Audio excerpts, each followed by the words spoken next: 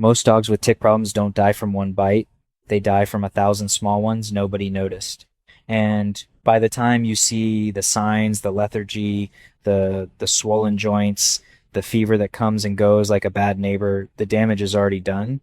That's what I want to talk about today. A $4 powder that I've been using since before most vets got their licenses. It works, and I'm going to show you exactly why you've never heard of it. I spent 38 years walking the woods of Pennsylvania, pulling ticks off dogs, off horses, off myself. I've seen what happens when a family thinks frontline is enough. I've seen what happens when a good dog goes down with ehrlichiosis at age 6 because nobody told his owner that the monthly treatment they were buying at the vet's office wasn't doing what it claimed. So I'm not interested in selling you anything.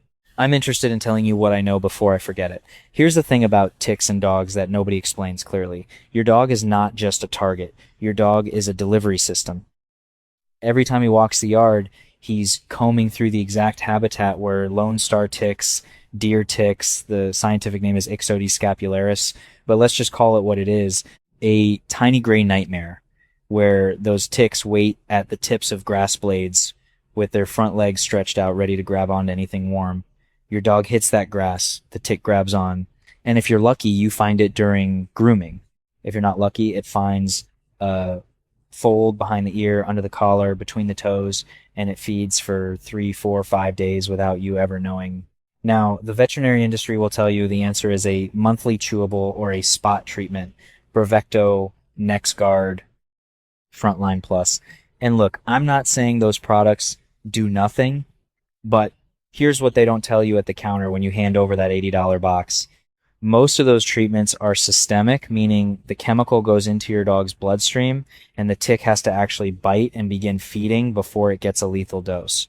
That's not protection. That's a delayed reaction. The tick is already attached. The tick is already potentially transferring bacteria. You're not preventing the bite. You're just hoping the tick dies before it finishes the job.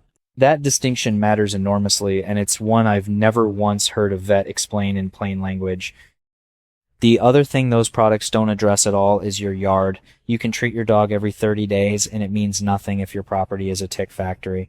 An acre of unmowed grass along a tree line in Connecticut or Pennsylvania can harbor thousands of ticks in a single season. Thousands.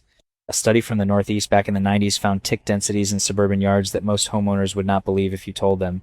And the pest control industry knows this. That's exactly why they want you focused on the dog and not the ground. The dog is a recurring monthly sale. The yard is a one-time treatment. You could handle yourself for almost nothing. So let me tell you about the powder. Diatomaceous earth. Food-grade diatomaceous earth. A 20-pound bag costs between $4 and $8 at most farm supply stores. Tractor Supply, Rural King, any feed store worth its salt. If you live in a city, you can find it online for the same price. It looks like fine white flour. It feels like chalk between your fingers. And to a tick, it is absolutely lethal. Here's the mechanism, because I want you to understand why this works, not just that it works. Ticks, like all arthropods, insects, spiders, anything with an exoskeleton, are protected by a waxy outer layer. That layer holds their moisture in. It keeps them from dehydrating. Diatomaceous earth, under a microscope, is made of the fossilized shells of tiny aquatic organisms called diatoms, and those shells are razor sharp at the microscopic level. When a tick walks through food-grade diatomaceous earth, the particles slice through that waxy coating. The tick loses moisture faster than it can compensate. It dehydrates, it dies, not from poison, not from a chemical that can build up in your dog's liver or your soil, from physics, from dehydration, the same way it's been dying for 200 years before the pharmaceutical industry decided to replace it with something they could patent. The CDC's own materials on tick prevention talk about creating tick-safe zones around your yard. What they don't tell you is that you can create that zone yourself for the price of a large pizza. Now here is the application, and I want you to pay attention to this part because sequence matters. You start outside, not inside, not with the dog, with the yard. Take your bag of food-grade diatomaceous earth and apply it along the perimeter of your property, especially along the tree line, along fence rows, along any area where maintained lawn meets unmowed vegetation. That edge is where ticks concentrate. That's the tick highway. A deer walks that edge at night, drops 50 ticks, and by morning those ticks are climbing grass blades 20 feet into your yard.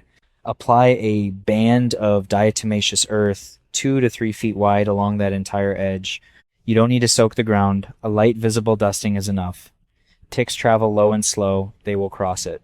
Do this on a dry day. Diatomaceous earth needs to stay dry to work. Rain will wash it down into the soil and you'll need to reapply after heavy weather, but on a dry week, that barrier is active and effective the whole time. I typically do a fresh application every 10 to 14 days during tick season, that's April through September in Pennsylvania, though in a warm year, I've seen active deer ticks as late as November. The second application is around your dog's bedding. Anywhere your dog sleeps regularly, lift the bedding, put a light dusting of food grade diatomaceous earth on the surface underneath, replace the bedding. You're not burying the dog in the powder. You're creating a dry zone that any tick hitchhiking home from the yard will have to cross before it finds a warm body to feed on. And if you're wondering about applying it directly to the dog, yes, it can be done carefully for short-term use. A very light dusting along the back, rubbed into the coat, avoiding the face, the nose, the eyes. The respiratory concern with diatomaceous earth is real if you're pouring it in an enclosed space or letting a dog inhale it directly.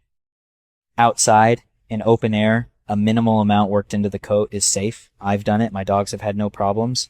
But I want to be direct with you. If your dog has any respiratory issues, skip the direct application and stick to the yard and bedding. This is not worth a vet visit for a different reason. Here's the part that took me the longest to accept about the pet product industry, and I want you to sit with this for a moment. Frontline Plus costs about $40 to $50 a month. NexGard runs $60 to $80. Brevecto, which is a 3-month chewable, runs around $50 to $60 per dose. Over a year, you are spending between $500 and $1,000 per dog treating ticks with a system that, by design, does not prevent the bite. It prevents the tick from surviving the bite. That is a fundamentally different value proposition than what most people think they're paying for. A 20-pound bag of food-grade diatomaceous earth treats a mid-sized suburban yard every 2 weeks for an entire tick season. The whole bag, $4 to $8. And if you've got grandkids running in that yard, if you've got a dog who sleeps in the bedroom, if you've got a vegetable garden that you're already thinking about keeping chemical-free, you just solved 3 problems at once. Because food grade means exactly what it says. It's used in grain storage to keep insects out of food supplies. It's on the FDA's GRAS list, generally recognized as safe. You can put this in the same yard where your grandkids play without a second thought, and that is not something you can say about most of the synthetic pyrethroids the pest control companies are spraying on your lawn at $300 a visit. And I know some of you right now are thinking, if this stuff works, why doesn't my vet carry it? Why doesn't the pest control company use it? I'll tell you exactly why. Because it costs $4 and no one owns the patent. There is no recurring prescription. There is no annual checkup required to refill it. There is no sales rep coming to the vet's office with a quota and a box of free samples. The economics of the veterinary product industry and the pest control industry are built entirely on repeat purchases and professional dependency.